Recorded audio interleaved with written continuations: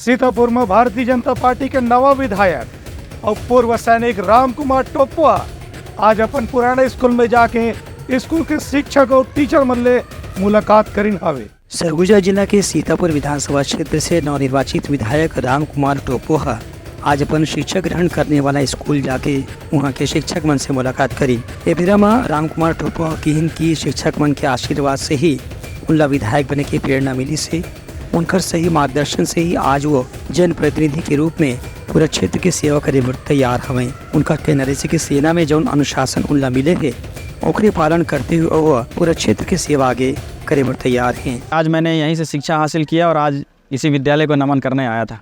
भविष्य में हम इसके लिए बेहतर योजना बना रहे हैं और बेहतर से बेहतर शिक्षा सुविधा यहाँ का हो, हर तरह से हम इसके लिए पूरे प्रयास करेंगे। और इसके लिए मैं स्कूलों से फीडबैक यहाँ तक कि बच्चों से अभी लेने का एक योजना बना रहा हूँ, जिसमें बच्चे खुद अपने लेटर के माध्यम से मुझे फीडबैक दे सकेंगे। हमारे क्षेत्र के जो विद्यार्थी हैं उनमें क्षेत्र के प्रति सोचने के लिए एक विवेकना चेतना जगेगी और इससे बेहतर योजना निकाले जा सकते हैं।